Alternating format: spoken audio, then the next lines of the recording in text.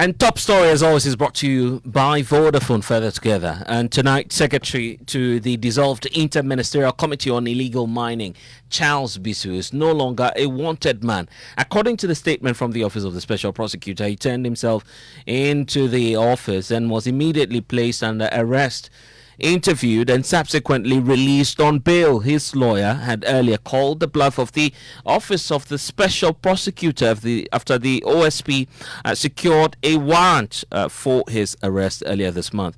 I want us to get more details on the arrest of Charles Bissue and his subsequent bail. Joining us now is, of course, our legal affairs correspondent, Joseph Akable, who has details of this latest that we are learning of. And Joe, if you're with us, the question as to how Charles Bissue turned himself into the OSP has come up. Do we know the circumstances now?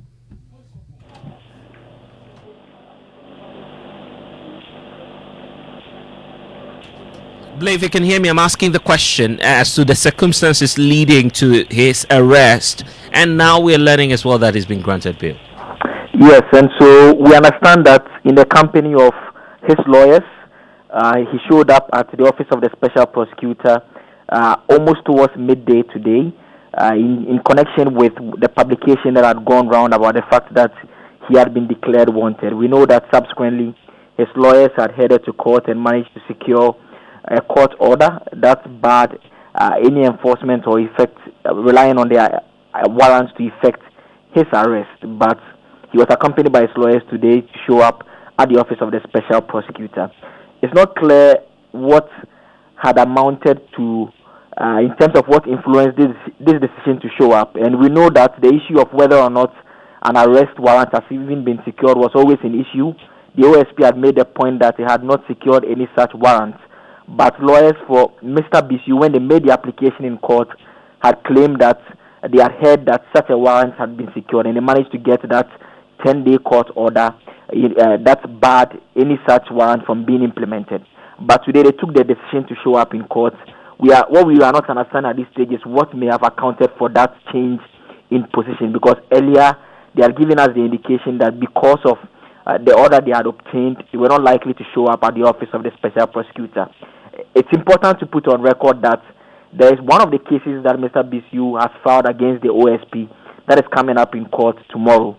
What we do not know is whether it is because of that case coming up that is what may have influenced their decision to show up at the Office of the Special Prosecutor today, so that perhaps that issue may not be put before the court tomorrow. We do not know at this stage, blessed. But there's a statement from the Office of Special Prosecutor that indicates, and I can just read portions of it. It says, at 11:45 GMT on 21st June 2023, the Secretary to the dissolved Inter-Ministerial Committee on Illegal Mining, Charles Cromwell Nanabeyi Onuawonto Bissue, turned himself in to the Office of Special Prosecutor. He was immediately placed under arrest, interviewed, and subsequently released on bail.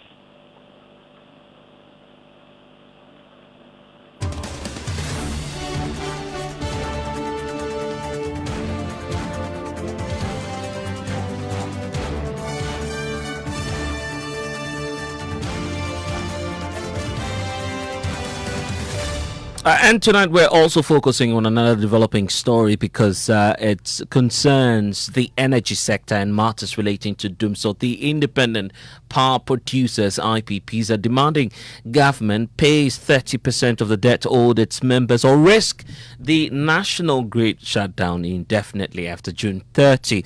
The latest threat comes in the wake of government's failure to commence payment negotiations with the IPPs. Currently, government owes the IPPs over $1.4 million out of which a $2 billion total energy sector debt is also there. Now, a couple of weeks ago, Managing Director of the Electricity Company of Ghana, Samodubik Mahama, told Joy News his outfit is leading talks with the independent power producers to avoid what he termed a possible shutdown of the power plants. We've had very, very productive discussions and they would not go off. With all confidence, I would say ignore, because we do owe them. So I would say ignore, but what I'll say is that the conversations are far advanced to avert something like this, and so I can say with all confidence that it won't come to that. There are a few NDAs in place, but let me give you a small whole we are trying to find a way to make sure that the money expected of us to pay is reasonable and is within our reach. Because what IMF is saying that ring fence legacy debt, but you have to stay current. If those excess and idle capacity charges are still existent, we cannot be current because we will still be punching above our weight limit. So we need to find a way with all of them at the table to agree on an amount or a tariff that halts these excess payments for a longer period of time, and then we can consider it in a different form for them. In fairness, everybody has a different way of how they set up the plant. Yeah. Some of them self-financed, so they don't really have lenders that are disturbing them. Others have lenders that are disturbing them. As I said, everybody's problem is different. And the IPPs, however, discount such negotiations have been had with government. Emefa was the CEO of the chamber. Honestly, there is no change in the position. We've not received any substantive payment to sustain our operation or our pressing obligations that we need to fulfill to our stakeholders. So I can say we've not made any improvement in our efforts to have our arrears paid. Initially, we were told that the ECG is supposed to lead some negotiations with you to do some monthly payment to defray the debt over time. Has that negotiation started so far? No, we've not had any negotiation in that regard. None of the IPPs have been engaged in any conversation or discussion regarding that proposal. Besides, if they talk about monthly payment, our bills have to be settled within a specific time frame that we call a credit period. Usually, we can say 40 to 45 days. So we expect periodic payments as and when revenues are collected to be disbursed. And we expect that by the end of those credit periods, the monthly bill or invoice will have been settled fully. But that is not the case. So I don't think it requires any new negotiation in that regard. Does that mean that you haven't heard anything officially from government since you put out that notice? Nothing officially from government, except for some interventions that has been made by the World Bank with the Ministry of Finance. What we heard unofficially was that the government says they do not have that money to pay. So I can say that is the only feedback we heard unofficially. And there's more to this because he says that they cannot guarantee whether the lights will be on after June 30. No, we've not received any notification, any indication from him. But what is important to note here is that we cannot wait any longer for some of these rhetorics. We are in a very critical situation. So I think the earlier the better to save the situation. With all of this playing, will our lights be on after 30th June? Oh, definitely. If there is no remedial action, I cannot guarantee light from 30th June. And that very statement has got many experts worried about what the future holds, given the fact that we're just about 9 days away from that deadline. Joining us, fortunately, is the CEO of the Chamber of the Independent Power Producers, Emefa, joining us here on Top Story. Emefa, thank you for spending some time with us. Has anything changed ever since that last meeting with your board members?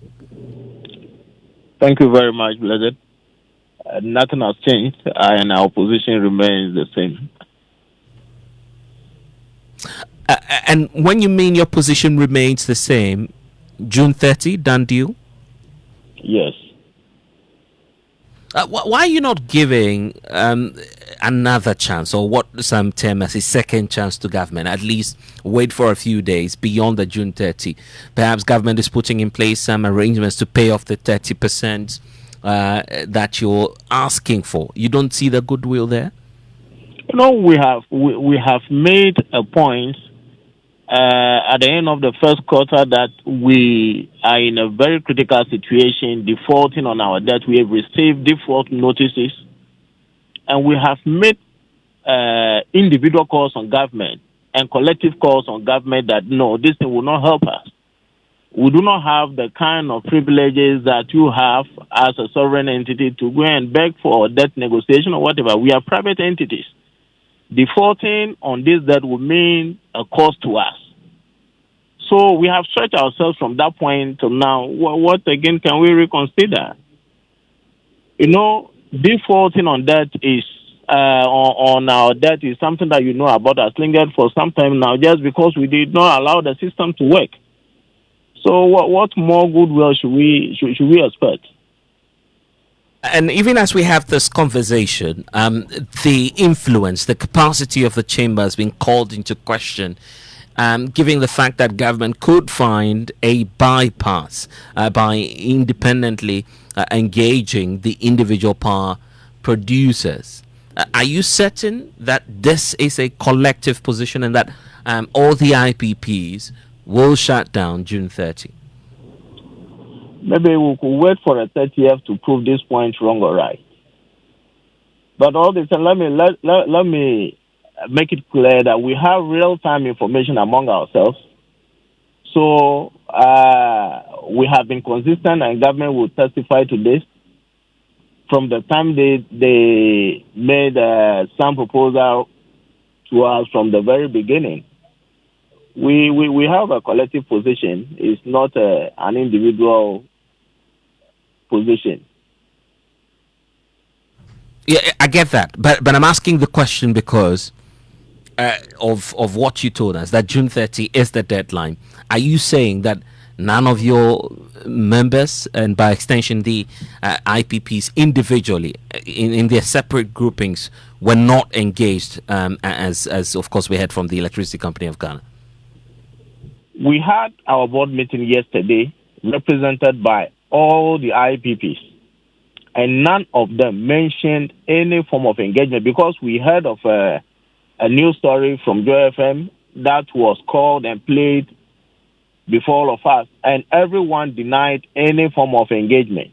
And we have all undertaken to stand by the collective cause of the chamber.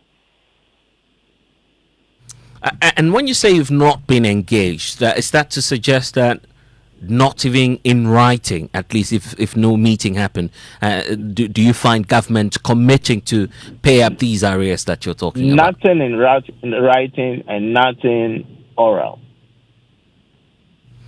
At least we have a sense of what may happen if indeed government decides to pay, and that will require at least an audit. The concern has been raised by the World Bank, and we know that it will be part of the IMF conditionalities. If that happens, the June 30 may further delay. If government commits to paying, except for the audit process to start off, are you willing to go beyond at least June 30 to allow due diligence? Audit is a normal business activity. I indicated some time past that we have regular audits of our bills, invoices on monthly basis. And also it's good to note that we are in a continuous business. Even if there is any discrepancy, it can always be rectified going forward. So to say because of audit, I'm sorry, we don't have that luxury of time to wait for that.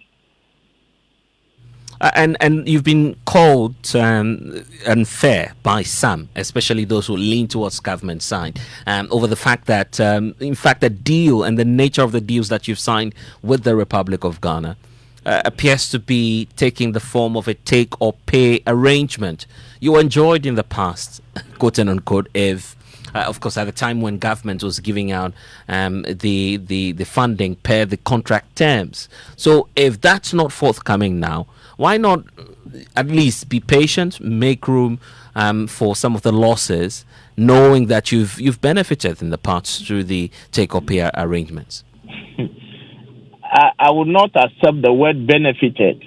It appears the government, or let me say communicators, have misled the public into bedeviling the kind of contracts that we have.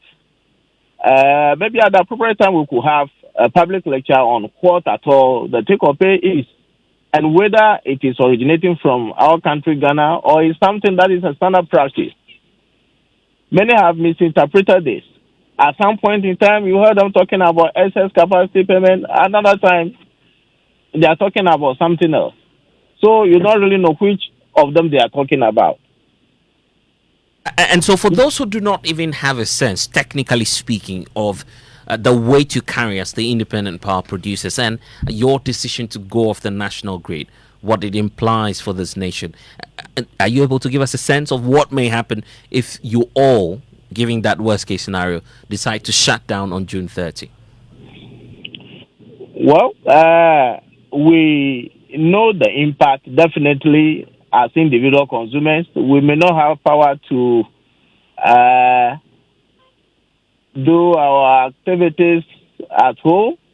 Definitely, industries will have to also shut down due to inadequate power, their plants or whatever.